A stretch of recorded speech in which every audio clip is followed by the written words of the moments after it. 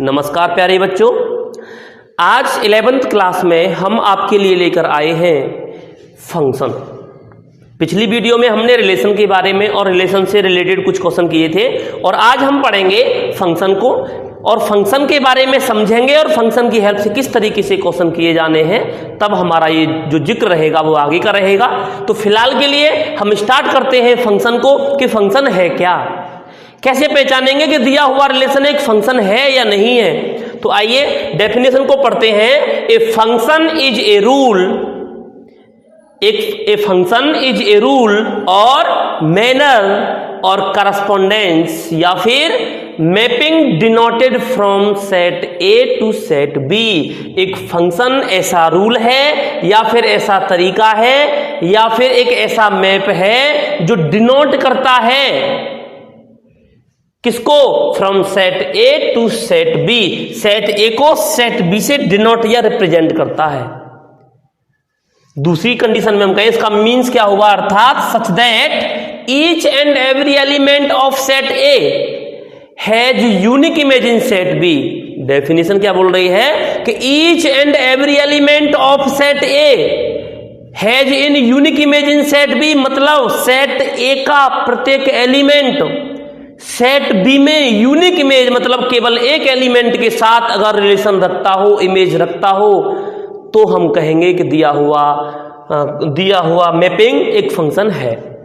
Means क्या हुआ, मैंने यहां 5 एग्जाम्पल आपके लिए लिखे और इन्हीं 5 एग्जाम्पल की हेल्प से हम बिल्कुल पूरी तरह से क्लियर कर देंगे कि फंक्शन होता क्या है। सबसे पहला मैंने एग्जाम्पल लिया, मैंने एग्जाम्पल को देखा, इस मैपिंग को देखा और मैंने डेफिनेशन को देखा। डेफिनेशन ने क्या कहा कि each and every element of set ए, कि सेट ए का प्रत्येक एलिमेंट, सेट ए का क्या प्रत्येक एलिमेंट क्या रखे है unique image in set B. Image समझते हैं, ये जो एरो जिसके साथ लग रहा है, मतलब सेट ए मैंने बताया था कि पहले वाले में कौन होते हैं, डोमेन, दूसरे वाले में कौन होती है, रेंज। रेंज को ही इमेज कहते हैं। जिसके साथ एरो टच हो जाता है दूसरे वाले सेट में, उसको हम क्या कहते हैं, रेंज। रेंज कहो या इमेज कहो। और इसको क्या कहते हैं, डोमेन, या कहेंगे प्री इमेज। क्या कहेंगे, प्री इमेज।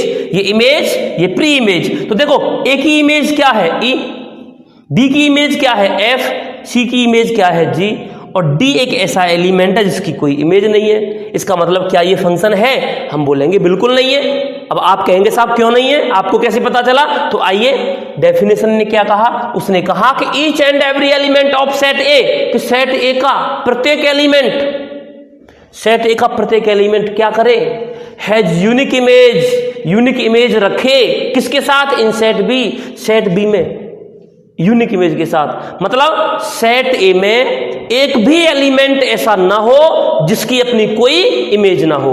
हमने देखा कि सेट ए की इमेज इसमें है एक, ठीक है, मतलब सेट ए का प्रत्येक एलिमेंट सेट बी के यूनिक, मतलब केवल एक एलिमेंट के साथ संबंध रखता है कि नहीं रखता। हमने देखा इसका ये पहले वाला एलिमेंट ई के साथ, मतलब एक के साथ संबंध रख रहा है, बी एफ मतलब एक के साथ रख रहा है, सी जी मतलब एक के साथ रख रहा है। लेकिन हमने देखा डी का कोई अपना इमेज नहीं है, डी की कोई इमेज नहीं है। इसका मतलब ये डेफिनेशन को फेल करता है। डेफिनेशन ने क्या कहा था कि each and every element, set A का प्रत्येक एलिमेंट सेट बी में यूनिक, मतलब केवल एक एलिमेंट के साथ अगर संबंध रखता है तो हम उसको क्या कहेंगे, फंक्शन कहेंगे। हमने देखा कि डी की तो कोई इमेज है ही नहीं। या फिर हम एक काम करते हैं, एक और एग्जांपल लेके समझाने का प्रयास करते हैं। मान लेते हैं कि सेट ए में जितने भी एलिमेंट हैं ये किसको रिप्रेजेंट करते हैं, सन मतलब बेटे या बेटा, ठीक। सेट बी में मान लिए हमने कौन है, सब ये फादर मतलब पिता। अब समझिएगा, मैंने एग्जाम्पल लिया, इस एग्जाम्पल की हेल्प से मैं 100% गारंटी के साथ कह सकता हूं कि आप फंक्शन को भूल नहीं पाओगे। इसमें जितने भी एलिमेंट है वो कौन है, बेटे, और इसमें जितने भी एलिमेंट है वो कौन है, पिता। अब ध्यान देना,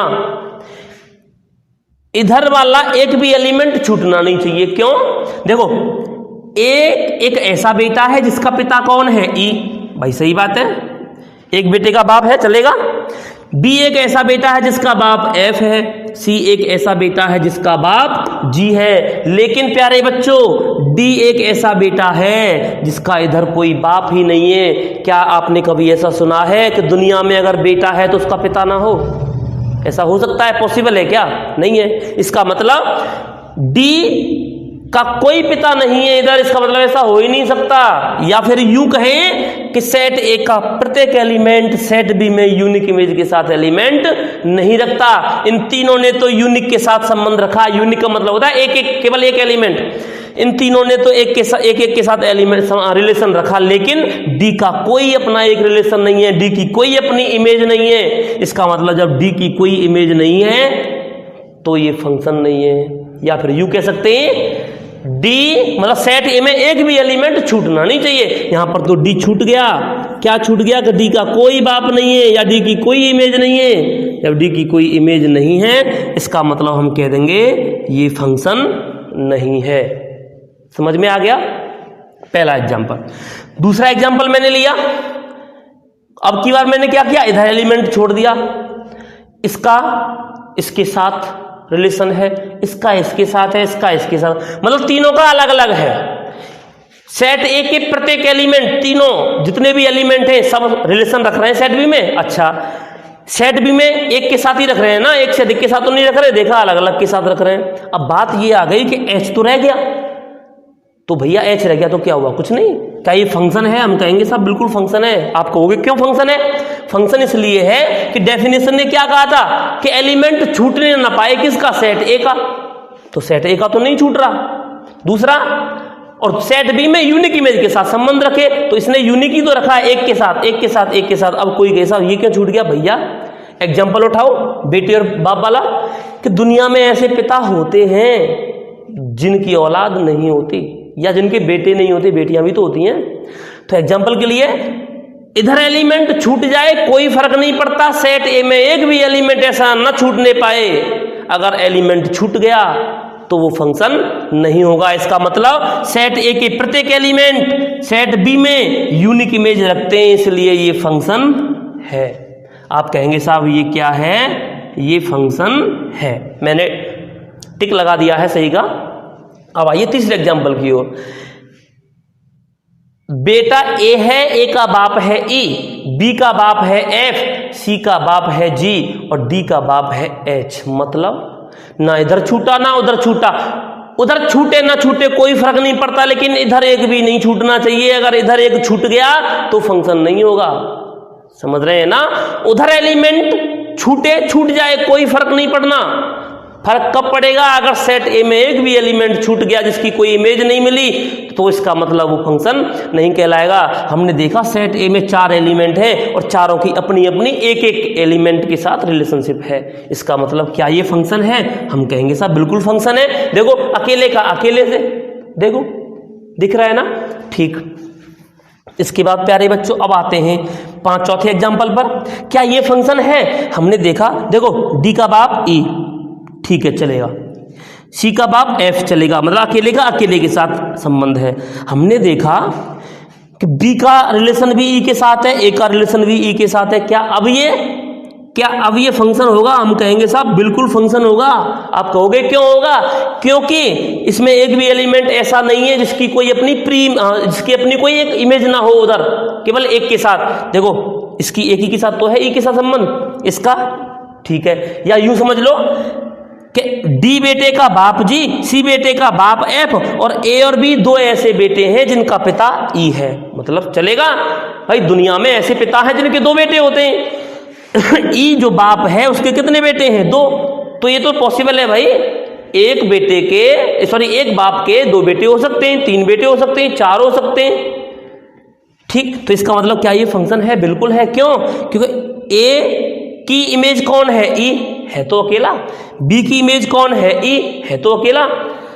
सी एफ के साथ है, डी एफ के साथ है। मतलब सेट ए में कोई एलिमेंट छूटा? नहीं छूटा। क्या सेट ए के किसी भी एलिमेंट ने रूल को तोड़ा, वहां जाके किसी 2 से संबंध बनाए? नहीं बनाए। इसका मतलब क्या ये भी फंक्शन है? तो इसका मतलब हम यहां भी ये कह देंगे कि ये फंक्शन है। इधर यहां भी रिप्रेजेंट कर दो, ये भी फंक्शन है। प्यारे बच्चों एक लास्ट एग्जांपल और लेते हैं। क्या ये फंक्शन है? हम कहेंगे साहब ये फंक्शन नहीं है। क्यों नहीं है फंक्शन? समझिएगा। ए का बाप कौन है? ई, सब चलेगा। बी का कौन है, एफ चलेगा, लेकिन ये क्या कह रहा है, सी। अब देखो डेफिनेशन को नहीं तोड़ा इसने अभी तक, क्या कहा, इसका भी इमेज है, इसका भी है, इसका भी है। उसने कहा एक भी एलिमेंट सेट ए में नहीं छूटना चाहिए, सेट ए में छूट तो नहीं रहा, लेकिन सेट बी वाली कंडीशन को तो फेल कर रहा है। वहां यूनिक इमेज के साथ संबंध नहीं रख रहा, कितने के साथ रख रहा है, 2 के साथ, जी और एच के साथ। मतलब सी एलिमेंट जो है 2 एलिमेंट सेट बी के, जी और एच, उनके साथ संबंध रखता है। या फिर यूं कह लो कि सी के बाप 2, सी कौन है, इधर के कौन है बेटे, उधर कौन है बाप, सी के कितने बाप हैं, 2। क्या कभी ऐसा आपने सुना है कि एक बेटे के 2 बाप हों? नहीं सुना ना।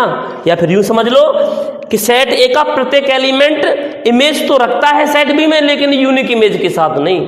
इन दोनों ने तो यूनिक इमेज के साथ रिलेशनशिप रखी, लेकिन सी ने क्या किया, वहां जाकर के एक से नहीं 2 से रिलेशन बनाए, जी से और एच से, और इसी वजह से हमारा ये फंक्शन नहीं होगा।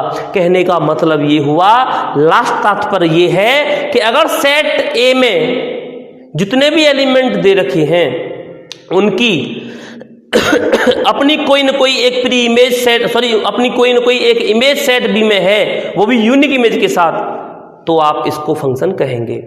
या यूं बोलिए कि सेट ए का हर एक एलिमेंट सेट बी में केवल एक एलिमेंट के साथ संबंध रखता हो, यूनिक इमेज के साथ संबंध रखता हो, तो हम इसको क्या कहेंगे, फंक्शन कहेंगे।